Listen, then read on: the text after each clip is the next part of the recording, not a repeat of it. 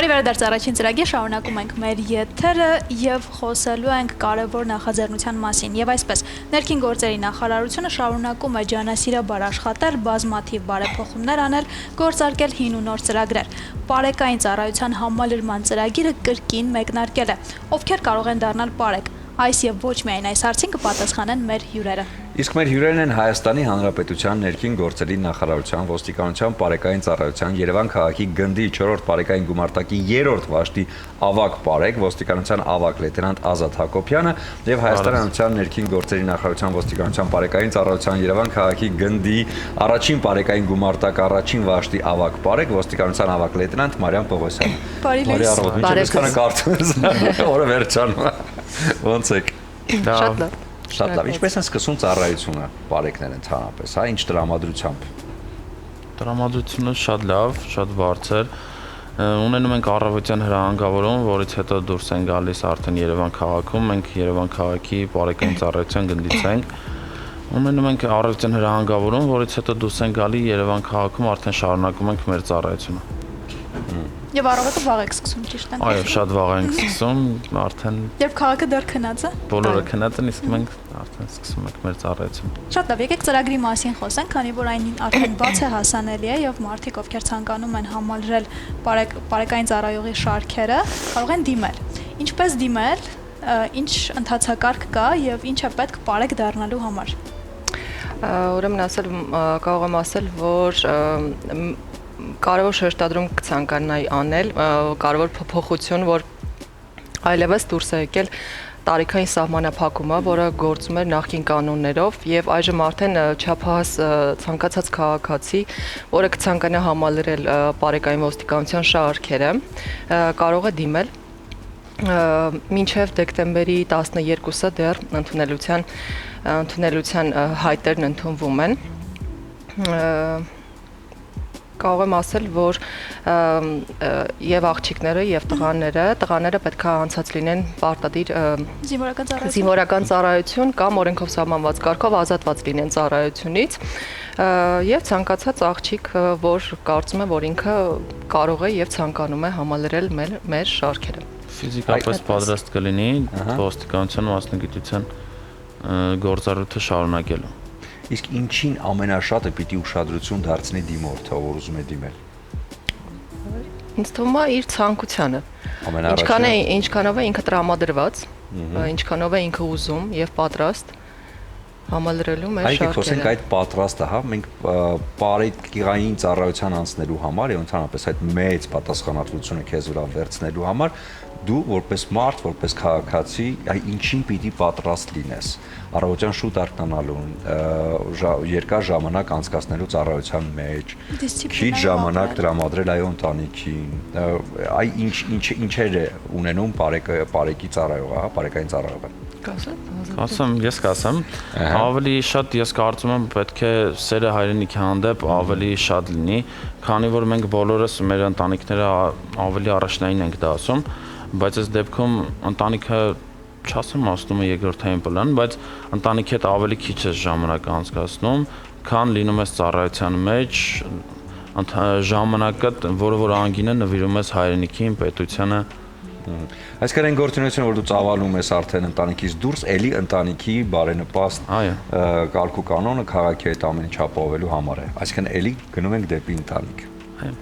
Իսկ ինչ հմտություններ եք ձեռք բերել ծառայության ընթացքում, որը ձեզ օգնում է եւ ծառայության ընթացքում եւ կյանքում։ Ես պատասխանեմ։ Իհարկե։ Իրականում կարող եմ ասել ինձ համար անձամբ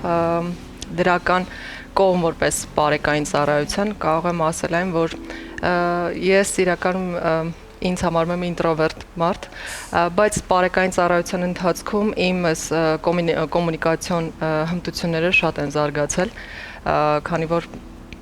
պարտավոր է շփվել ցանկացած քաղաքացու հետ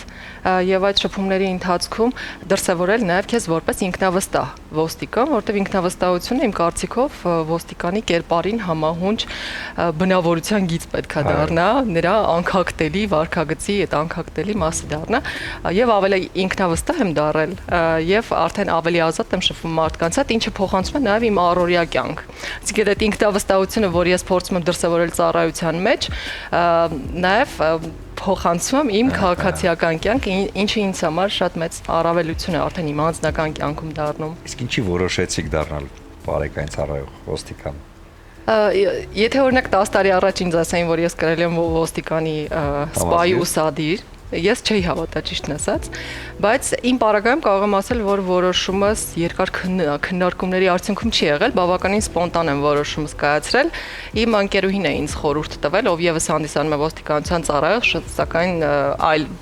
ստորաբաժանման ոստիկան է, ինքն է ինձ ասել, որ բարեկային ոստիկանություն է գործարկվում, միասին քննարկել ենք, որոշել եւ դրանից հետո հայտնել եմ ծնողներիս։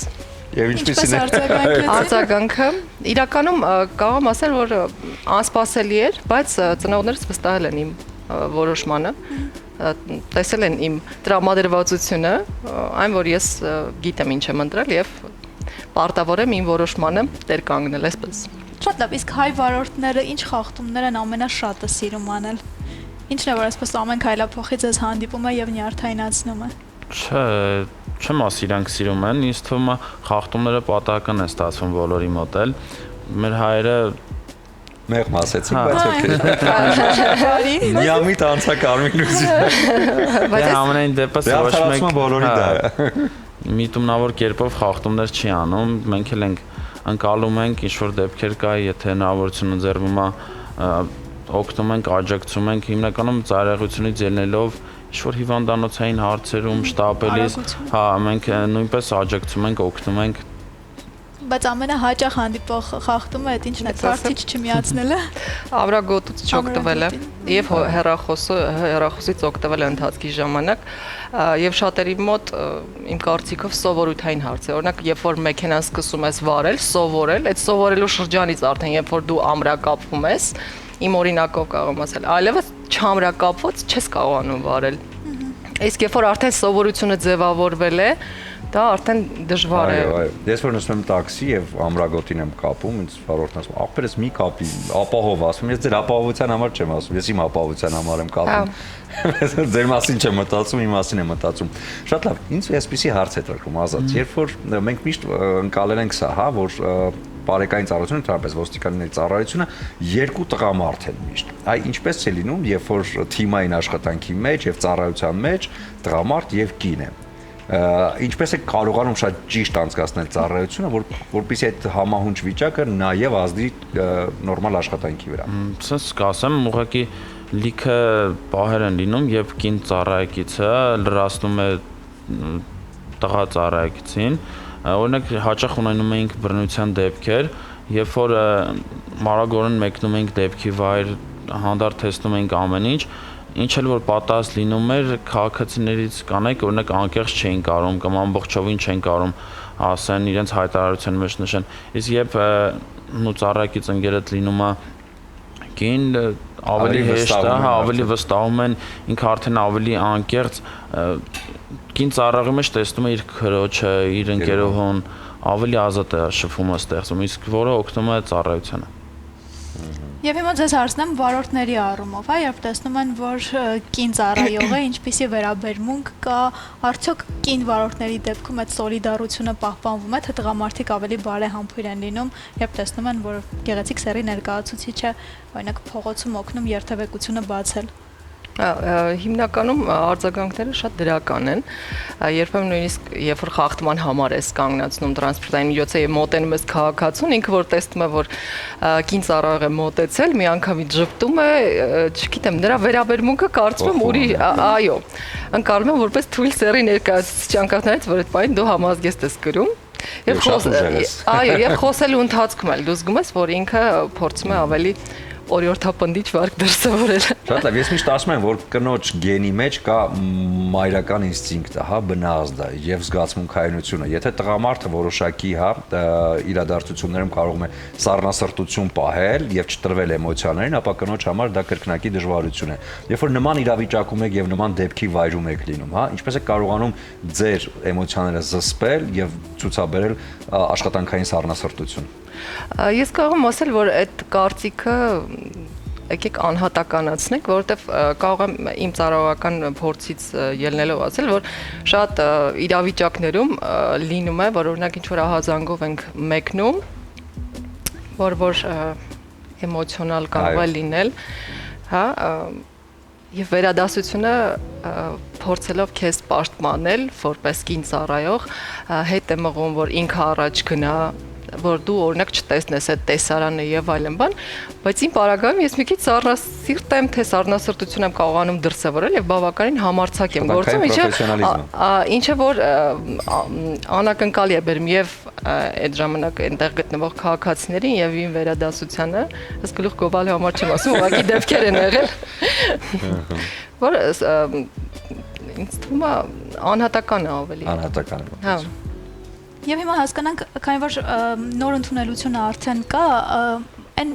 առավելությունները բոլոր դնենք իրար կողքի եւ թվարկենք, որոնք կտա բարեկային ծառայության այս ծրագրին միանալը մարդկանց, որպեսզի եւ շահագրգռենք եւ իրենք էլ իմանան, թե ինչքան առավելություններ է լինելու, երբ իրենք գան ու միանան ձեր թիմին։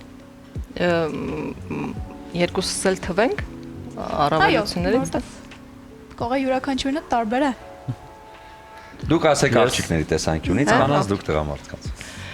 Դե ես օրինակ խորհուրդ կտայի բոլոր այն աղջիկներին, ովքեր որ երբևիցե մտածել են, բայց կասկածում են իրենց ուժերի վրա, խորհուրդ կտայի, որ անպայման դիմեն, անկախ ամեն ինչից։ Ես կարող եմ այսպիսի մի բան ասել, աղջիկներ կան, որ օրինակ մենք կարող ենք տեսնել եւ ասել, որ օրինակ դա շատ կանացի է, փխրուն է, կարող է չկարողանա, օրինակ ուժային կառույցում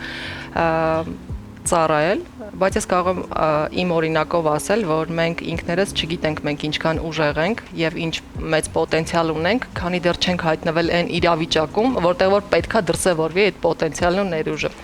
Այդ իսկ պատճառով նույնիսկ այն մարդիկ, ովքեր որ ցանկանում են եւ տղաները եւ աղջիկները, որ ցանկանում են, բայց կասկածում են իրենց ուժերի վրա, ես խորհուրդ կտայի չկասկածել, միանշանակ գալ եւ գիտեք, այսպես կասեմ, ցանկացած աշխատանք իմ կարծիքով ունի դրական եւ բացասական կողմեր, բացասականից բնականաբար չեմ պատրաստվում խոսել, իսկ դրականի մասով կարող եմ ասել, որ ինքը բարեկային ծառայությունը անձամբ ինձ համար ինքը մեծ կյանքի դպրոց է, որտեղ որ ես ձեռք եմ բերել բազմաթիվ ընկերներ։ Ունեմ հիմա փորձառություն, որը որ իմ հետագա կյանքում բնականաբար օգտագործելու եմ։ Ինչպես որ արդեն նախկինում նշեցի, կոմունիկացիոն հմտություններն են ավելացել, ինչը որ առօրյայում ինձ օգնում է։ Ես բավականին ինքնավստահ եմ դարձել, ինչը որ եւս ինձ օգնում է։ Եվ մնացած այլ դրական կողմերը, որը որ